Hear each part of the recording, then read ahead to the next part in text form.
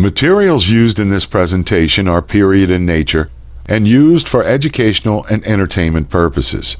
Furthermore, videos have been used in conjunction with the photographs to produce continuity, in some instances are composites, and fall within the purview of the fair use doctrine of U.S. copyright laws. Attributions are given when required.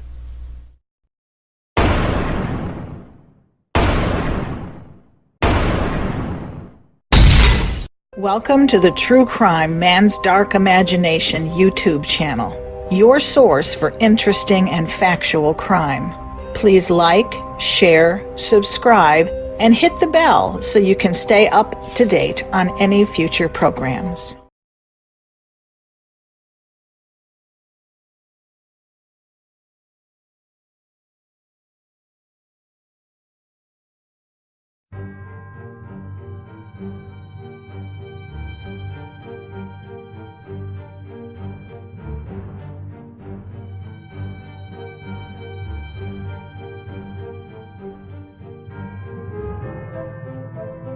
Vancouver, British Columbia is a coastal seaport city on the western side of Canada. For years it has been the main populous city of the province. Lately, Hollywood has come to the province in order to film television shows and movies as it bears similarity to some large American cities. But other than its relationship with movie makers, Vancouver has a dark history. The east side of Vancouver has recently been considered the poorest neighborhood in British Columbia. In fact, this area has additionally been considered the poorest area in all of Canada, described as a, quote, 10-block urban wasteland, end quote. East side contains pawn shops, fleabag hotels, dark alleyways littered with used needles and condoms, and sidewalks that are cracked or shattered in bad need of repair. The locals call the area, quote, low track, end quote. Main and Hastings, the central intersection of the area, came to be known as, quote, Pain and Wastings, end quote, as the area has long been known to be the center of the illegal drug culture in the province. Most of the women in the district support their drug habits with prostitution, often being referred to as being on the, quote, Jenny Crack diet, end quote, with most of them just slightly more than skin and bones, hawking their trade to support their addiction. This area, because safe sex is never practiced, happens to have one of the highest incidents of HIV in North America. The reasons for the denigration of the city came in 1986, when city fathers hoped to bring tourist dollars into the area through Expo 86. Instead, or in addition, the event brought many homeless and drug-addicted drifters to the area, further pushing Vancouver's atmosphere into the skid row that it is known for presently. It is within this atmosphere that a killer emerged that demonstrated a superiority when it came to causing the demise of several human lives. Authorities estimated that this murderer slaughtered as many as 49 female victims. The missing females worked as prostitutes in the Vancouver area, and when the first few women disappeared, not that many people noticed. The first woman, Rebecca Guno, aged 33, was not reported missing until 3 days after she was last seen.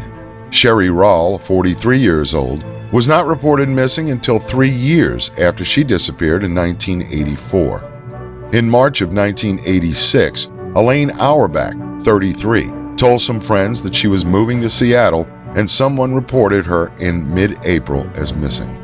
Teresa Ann Williams, 26, was last seen alive in July 1988 and was reported missing in March of 1989.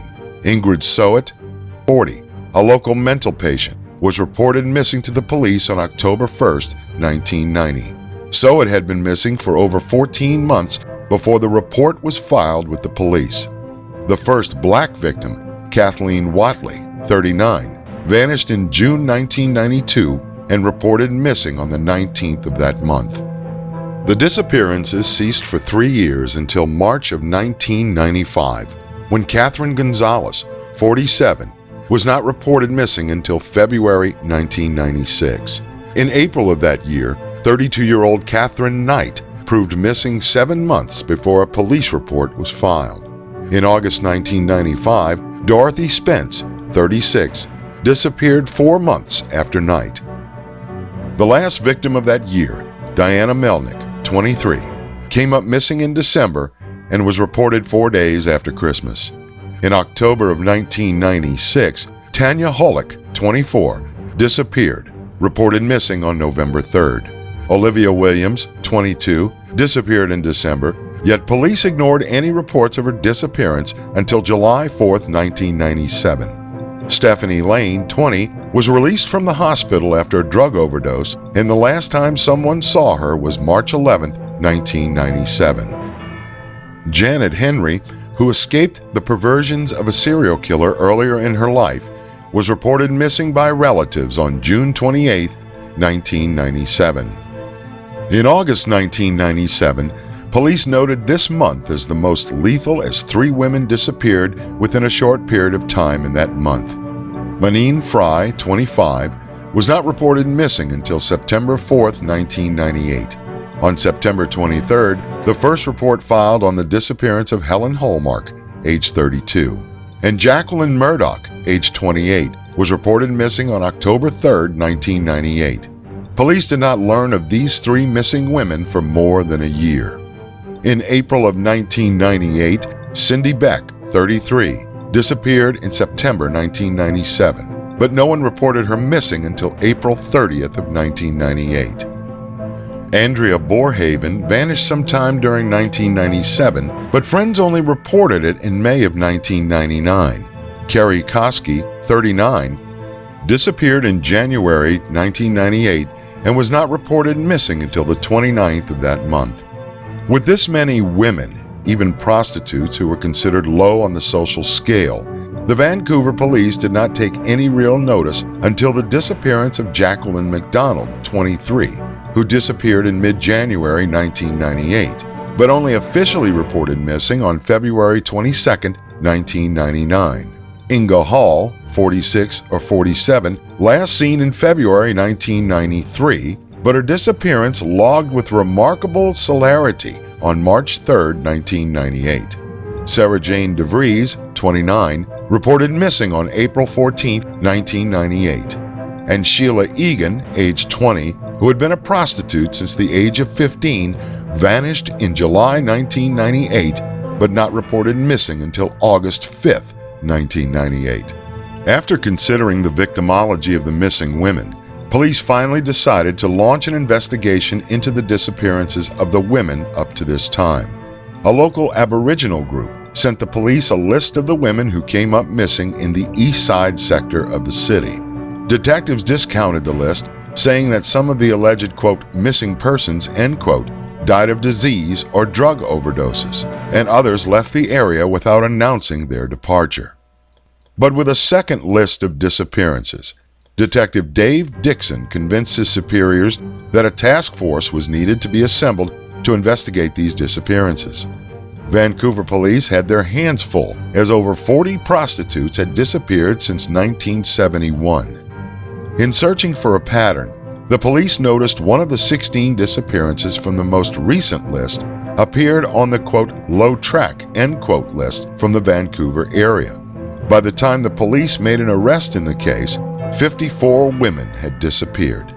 From the beginning of the investigation, Vancouver police tried to determine whether they had a bona fide serial killer on their hands or just someone kidnapping the prostitutes and forcing them to work in another area. Vancouver police seemed to be leery of utilizing the newest techniques in law enforcement and crime detection.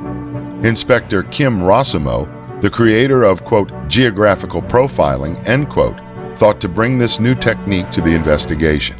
Inspector Rossimo explained that this technique was designed to map unsolved crimes and portray a pattern where a criminal, quote, signature, end quote, the manner in which a killer commits his crimes, are overlooked by detectives in individual cases. In May of 1999, Inspector Rossimo noticed a pattern of concentration in the disappearances from the East Side area. Other investigators dismissed the theory, stating that most of the women on the list probably left the area. At the time, Inspector Gary Greer stated to the press, "We're in no way saying there's a serial killer out there. We're in no way saying that all these people missing are dead. We're not saying any of that." Rossimo sustained a punitive demotion due to his theory and was later dismissed from the force. In addition to the internal squabbles of the police force, they faced a larger problem that practically interfered with the accurate investigation of the case. Canada's violent crime linkage system did not track missing persons unless police considered foul play in the disappearance. Moreover, pimps and prostitutes refused to cooperate with the task force due to a fear of being arrested if they gave statements to the police about the disappearances. Finally, as with most police task forces on serial murder, the group lacked sufficient resources to effectively investigate the disappearances, but the media spotlight grew substantially. Considering the East Side list, authorities located several of the prostitutes from that list through relatives, DNA testing, hospital records, cemetery records, witness protection programs, drug rehabilitation facilities, AIDS hospices, and mental institutions, doing research on those records all the way back to 1978. Some disheartening news surfaced from Alberta, where 12 prostitutes had been murdered and the crimes unsolved between the years 1986 and 1993. Police were confused as to whether to add these women to the list. Was there a connection? Furthermore, the bodies of 4 prostitutes had been dumped in the area of Agassiz between 1995 and 1996, but none of them appeared on the low-track list. Could a serial killer be operating in the area of westernmost Canada?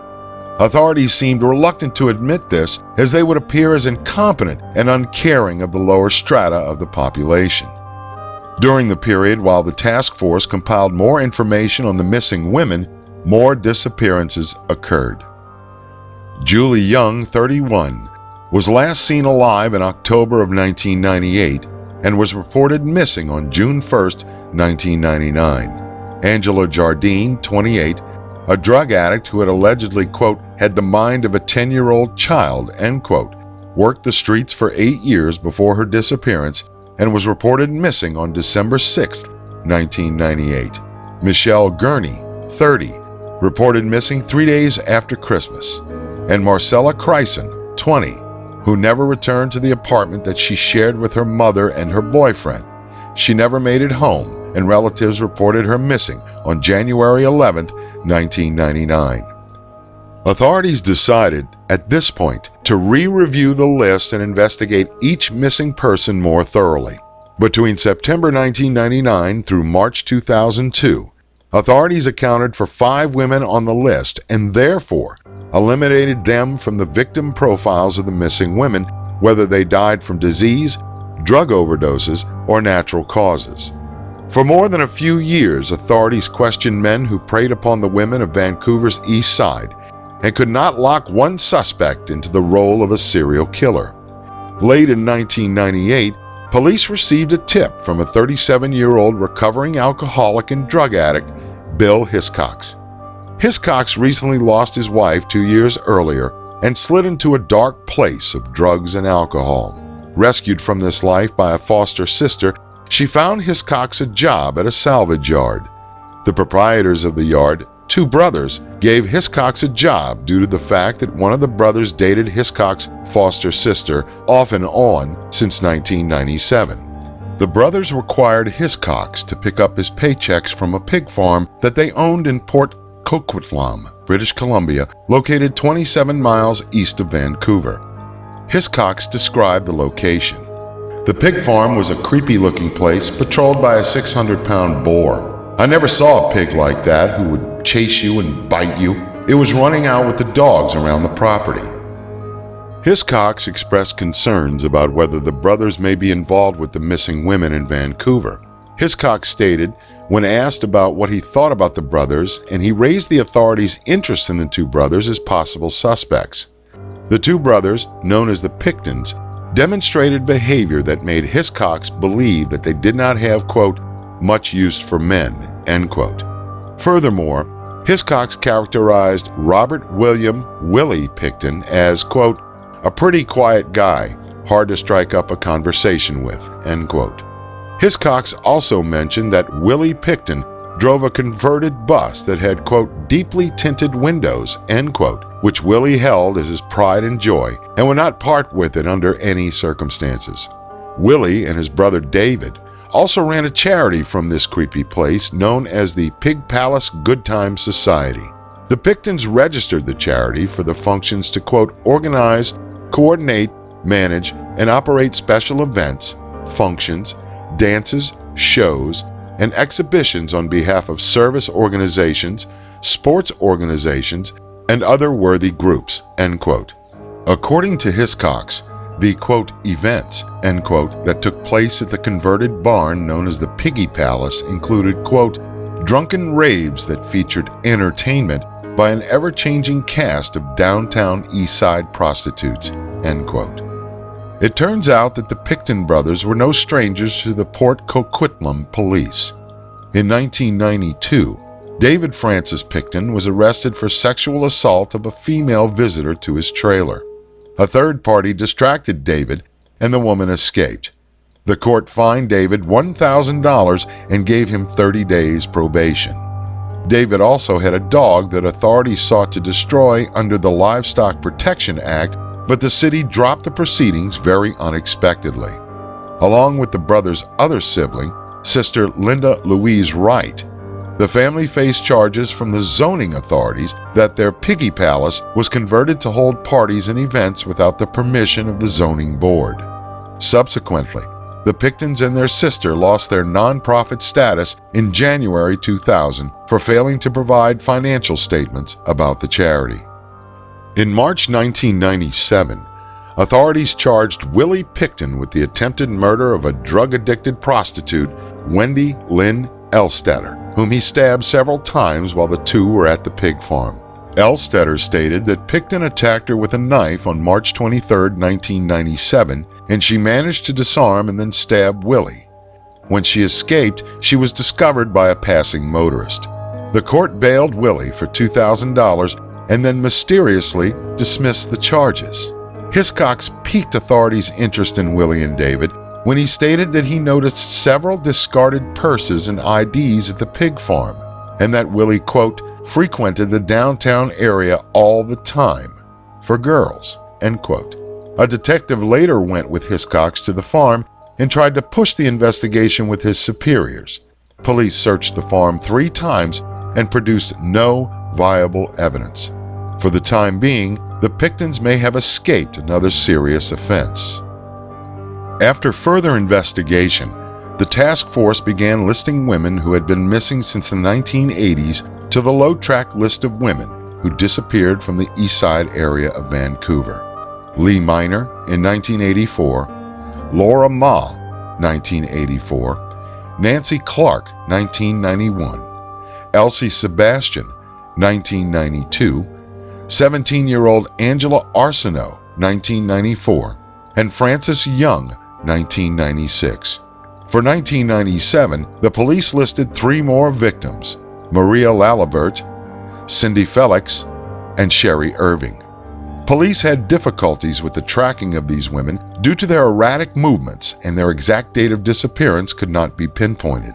Due to the investigation widening as a result of media exposure, the police learned other females proved missing as well. Dawn Cray reported missing on December 11, 2000. Deborah Lynn Jones reported missing on Christmas Day.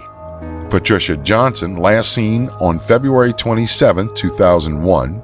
Yvonne Bowen, March 21, 2001. Heather Bottomley, April 27, 2001. Heather Chinnock, April 2001.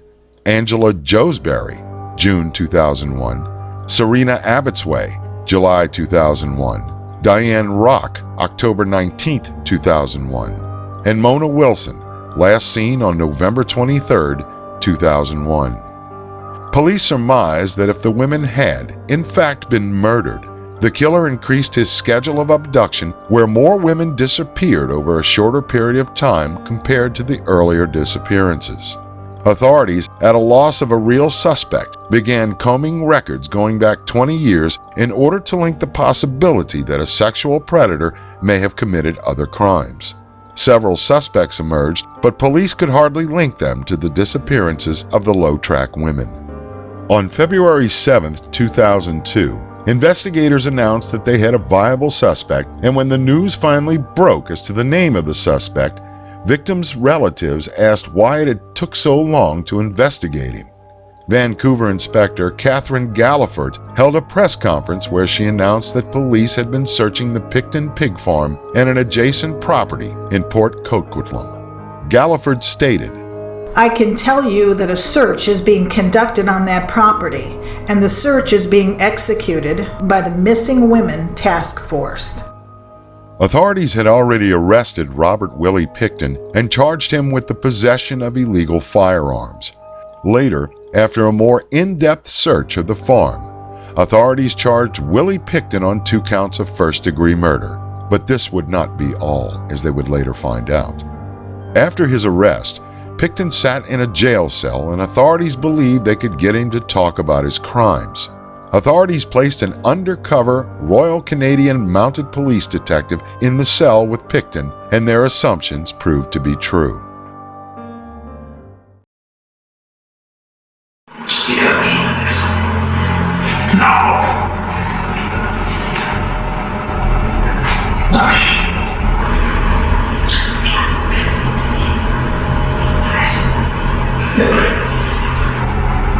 What have you done? No purposes. So what do you got? You know what I'm saying? What? Yeah. Come on, buddy. Fucking that's fun. Okay, I know what's all. You talking about being a fucking missing person. It's fucking weird. Fucking how do you mean it? You got anything? No. Fucking guys are right. I thought that that's good. Fucking dispose of something. It's fucking taking the ocean. Oh, really? Oh, fuck. You know what fucking ocean is? Ain't much left.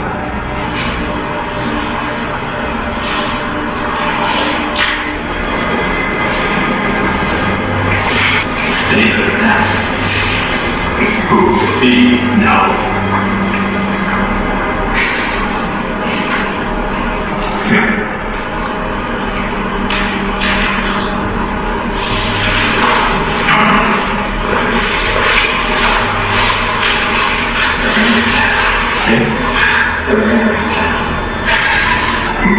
No shit. That's gotta be fucking pretty good. Okay? Can't much fucking left.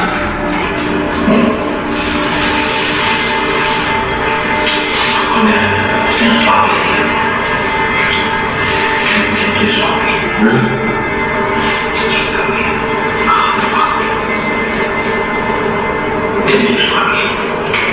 I wouldn't do no more. Maybe even 50. That's what I was stopping people for. Yeah. I wouldn't do no more. Make it be a big battle. Make it 5 cents. Fuck. That's fuck. 5-0. Have fun? Yeah.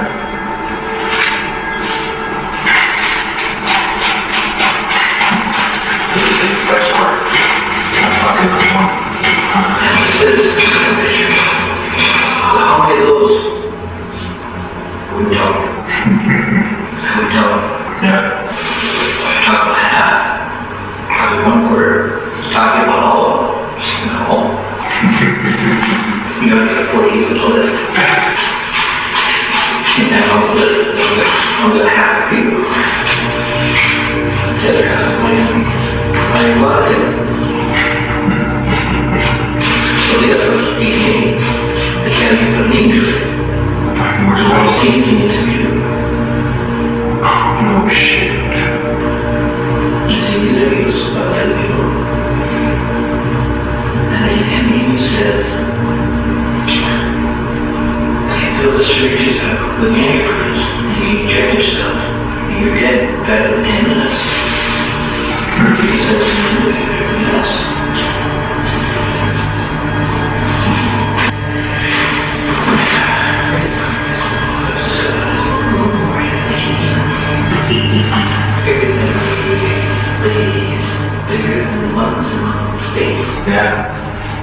that much money.